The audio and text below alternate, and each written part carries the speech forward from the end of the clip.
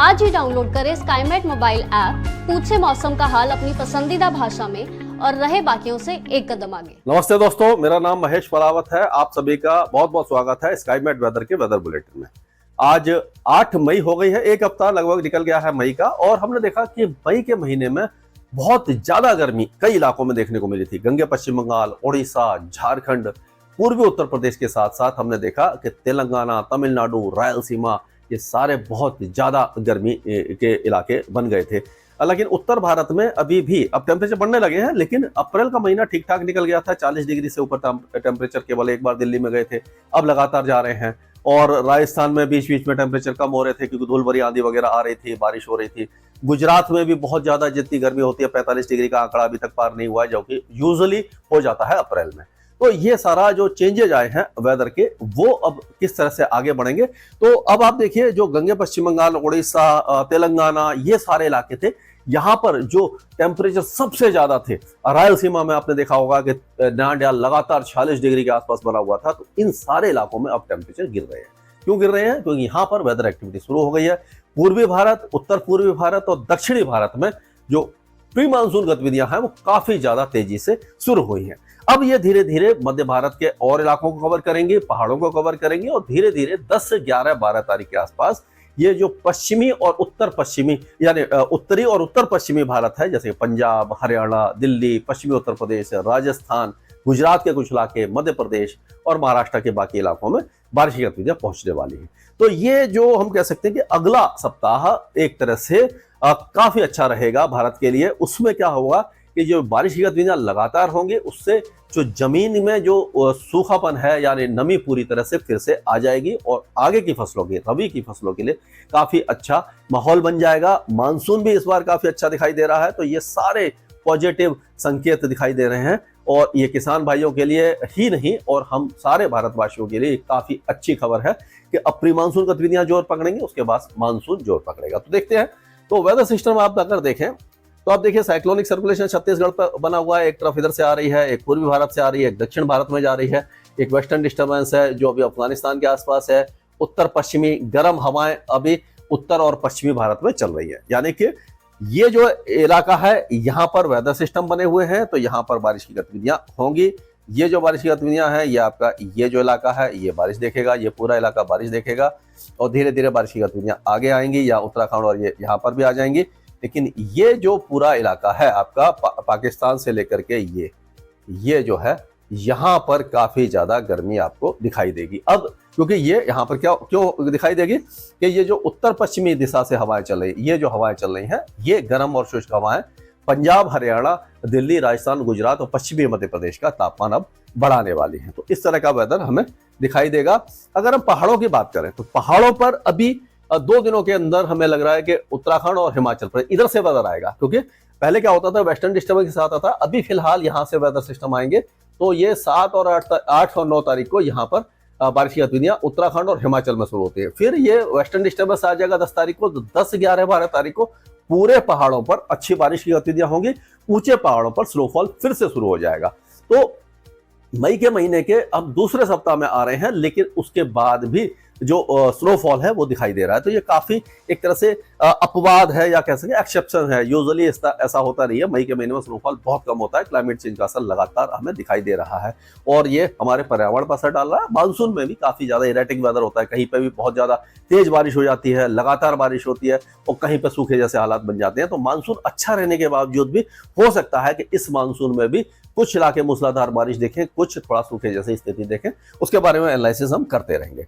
अब अगर हम पंजाब की बात करें तो पंजाब में अगर देखें, अभी फिलहाल जो टेम्परेचर है वो काफी ज्यादा बढ़ने वाले हैं। कोई भी वेदर एक्टिविटी यहाँ पर दिखाई नहीं देगी। 10, 11 और 12 तारीख को पंजाब के कई जिलों में बारिश की गतिविधियां शुरू होंगी। वो अभी टाइम है, उसके बारे में और डिस्कस करेंगे। लेकिन अभी मान के चलिए कि अगले 3 दिन यानी कि 8, 9 और 10 में ये टेम्परेचर यहाँ पर बढ़ने वाले हैं, गर्मी बढ़ने वाली है। उसी तरह से 8, 9, 10 तारीख को ये जो हरियाणा के ज्यादातर इलाके सूखे रहेंगे। 10 तारीख में कुछ इलाकों में मेघ गर्जना वगैरह शाम के समय शुरू हो सकती है, लेकिन तब तक के लिए टेम्परेचर काफी ज्यादा बढ़ जाएंगे, हीट वेव जैसे हालात हो जाएंगे।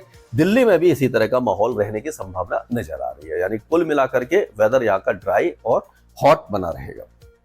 अगर हम देखें तो ये लाइन पहले से बनी हुई है यहाँ पर लखीमपुर खीरी, बहराइच, श्रावस्ती, बलरामपुर, सिद्धार्थनगर, गोंडा, बस्ती, संत कबीर नगर, महाराजगंज, खुशीनगर, गोरखपुर, अम्बेडकर नगर, देवरिया, आजमगढ़, मऊ, बलिया, गाजीपुर, जौनपुर, चंदौली, ये जो इलाके हैं यहाँ पर बारिश की गतिविधियां शुरू हो रही हैं। और क्योंकि जैसे मैंने बताया कि बिहार के साथ साथ इधर इस इलाके में आएंगे और धीरे धीरे ये बारिश की गतिविधियां बढ़ेंगी, उत्तराखंड की तरफ जाएंगे, यानी सहारनपुर, बिजनौर, मुरादाबाद, रामपुर, पीलीभीत, बरेली, शाहजहांपुर, लखीमपुर खीरी, ये सारे इलाके कवर हो जाएंगे और उत्तराखंड तक बारिश की गतिविधियां पहुंच जाएंगी अगले 24 घंटों के दौरान।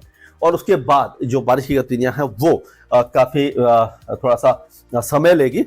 आप कह सकते हो कि ये आप देखिए 10 तारीख के आसपास ये उत्तर प्रदेश के बाकी इलाकों में, अभी भी तराई के इलाकों में है, लेकिन 11 तारीख के आसपास या मान के चलिए 10 तारीख के आसपास ये उत्तर प्रदेश के पश्चिमी जिलों में भी आ जाएगी। दिल्ली, पंजाब, हरियाणा और राजस्थान के पूर्वी जिलों में ये वेदर एक्टिविटी आपको दिखाई देगी। और उत्तर प्रदेश और ये मध्य प्रदेश के साथ साथ आप महाराष्ट्र के भी ज्यादातर इलाके अब बारिश देखने लग जाएंगे। तो अगर हम देखेंगे तो गुजरात के कुछ इलाकों में, जो कच्छ वगैरह के कुछ इलाके हैं, बहुत हल्की बारिश की गतिविधियां यहाँ पर भी हो सकती हैं 11-12 तारीख के आसपास में।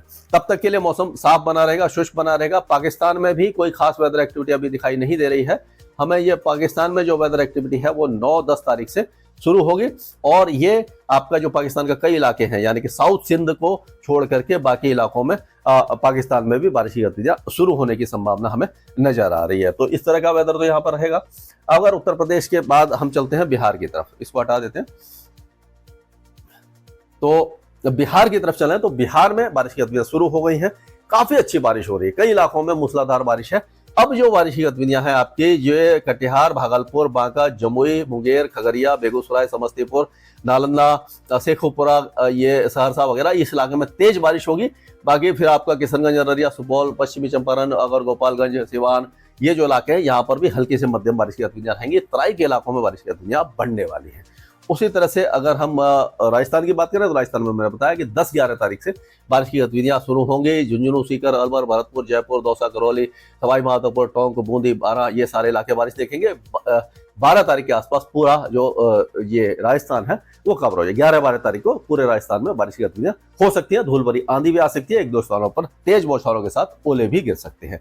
मध्य प्रदेश में अभी फिलहाल पूर्वी मध्य प्रदेश, रीवा, सिद्धि, सिंगरौली, शहडोल, उमरिया, डिंडोरी, बालाघाट, मांडला, जबलपुर, कटनी, सिवनी, ये जो इलाके हैं यहाँ पर बारिश होगी। और 2 दिनों के बाद बारिश की गतिविधियां धीरे धीरे बढ़ेंगी और पूरे मध्य प्रदेश को कवर कर जाएंगी, यानी कि यहाँ पर भी अब राहत की खबर आपको दिखाई दे रही है। छत्तीसगढ़ में बारिश की गतिविधियां काफी अच्छी हो रही है। दक्षिणी छत्तीसगढ़ में तेज बारिश है। अभी भी महासमुंद, बलौद, बजार, धमतारी, बस्तर, सुकमा, दांतेवाड़ा, बीजापुर, ये जो इलाके अच्छी बारिश देखेंगे। धीरे धीरे बारिश की गतिविधियां बाकी इलाकों को भी कवर कर जाएंगे। तो छत्तीसगढ़ के लिए काफी अच्छी खबर दिखाई दे रही है। झारखंड में मूसलाधार बारिश, तेज बारिश और ओले गिर सकते हैं। धनबाद, ये सिंहभूमि और रांची, खूंटी, बोकारो, ये सारे इलाकों में। बाकी इलाके भी बारिश की गतिविधियां लगातार अब देखेंगे और 3-4 दिनों तक यहाँ पर वेदर ड्राई नहीं होगा। और आपने देखा होगा उड़ीसा में जो गर्मी थी वो काफी हद तक हट गई है। अब यहाँ पर आप देखेंगे मयूरभंज, बालासोर, ढेकनाल, भुवनेश्वर, नयागढ़, पुरी, जगतसिंहपुर, केंदपाड़ा और गंजम, ये जो इलाके हैं, अंगुल वगैरह, यहाँ पर अब टेम्परेचर गिर जाएंगे और अच्छी बारिश की संभावना अगले 2-3 दिनों के दौरान पूरे उड़ीसा को आपको दिखाई देगी। उड़ीसा में अच्छी बारिश की संभावना नजर आ रही है। अभी गुजरात फिलहाल शुष्क ही बना रहेगा। 11-12 तारीख को हो सकता है कि कुछ बनासकांठा, पालनपुर, सबरकांठा, इन इलाकों में मेघ गर्जना, हल्की बारिश हो जाए, लेकिन ज्यादा संभावना नहीं है, यानी कि आप ज्यादा उम्मीद न करें तो अच्छा है। यानी कि गुजरात अभी शुष्क और गर्म ही बना रहेगा। अब अगर हम विदर्भ, मराठवाड़ा में, तो यहाँ पे नागपुर, वर्धा, चंद्रपुर, गोंडिया, ये जो यानी कि पूर्वी विदर्भ है, यहाँ पर हल्की बारिश की गतिविधियां आज हो सकती है, कल हो सकती है। उसके बाद ये जो है आप कह सकते हैं कि 11 और 12 तारीख को जो पूरे इलाके में बारिश की गतिविधियां हो सकती है। 12 तारीख को हो सकता है कि मुंबई, थाने, दहानू, पुणे, ये जो इलाके बारिश देख पाए। ये आगे की बात है, इसमें हम लगातार अपडेट करते रहेंगे। गंगे पश्चिम बंगाल में भारी से अति भारी बारिश हुई है और बाकी इलाकों में भी अच्छी बारिश है। आगे भी बारिश होती रहेगी। पूर्वोत्तर राज्यों में काफी अच्छी बारिश की गतिविधियां अगले 4-5 दिनों तक हमें दिखाई देने वाली हैं। कर्नाटक की अगर हम बात करते हैं तो इसमें चिकबालापुर, बेंगलुरु, ये चामराजनगर, तुमकुर, मैसूर और ये जो आसपास के इलाके, हसन, हवेरी, ये जो इलाके हैं, और ये चित्रदुर्गा वगैरह, यहाँ पर भारी बारिश की संभावना नजर आ रही है। बाकी आपका जो बगलकोट है, बेलगावी है, रायचूड़ है, गडग, कोपल, ये जो बेल्लारी वगैरह, यहाँ पर हल्की से मध्यम बारिश होगी। कोस्टल एरियाज में बारिश की गतिविधियां बहुत ही ज्यादा कम होगी। और उसी तरह से तेलंगाना में अब भारी बारिश की संभावना कई इलाकों में दिखाई देगी। खास करके आप देखेंगे तो आप यहाँ पर देखिए करीमनगर है, वारंगल है, और जनगांव है, और महबूब नगर है, सूर्यापेट है, नालगोंडा, खम्मम, ये जो इलाके तेज बारिश देखेंगे। बाकी इलाकों में भी निजामाबाद, हैदराबाद, कामारेड्डी, संगारेड्डी, ये जो इलाके हैं, मेडक वगैरह, यहाँ पर भी लाइट टू मॉडरेट रेन हो सकती है। और कोस्टल आंध्र प्रदेश में हल्की बारिश रहेगी, लेकिन जो अनंतपुर है, कुरनूल है, कोडप्पा और चित्तूर, नांडियाल, ये जो इलाके हैं भारी बारिश देख सकते हैं। तो यहाँ पर जो हीट वेव है वो हट जाएगी। और उसी तरह से interior Tamil Nadu, particularly these areas में get very good rain, these areas heavy rain and a light to moderate rain over coastal areas of Tamil Nadu. तो यानी coastal areas will get patchy rains, but interior parts, Nilgiri Hills and adjoining areas, Salem, Dharampuri, Madurai, Coimbatore, Theni, all these areas may get moderate to heavy showers for next 2 to 3 days. So heat wave will await from these areas as well.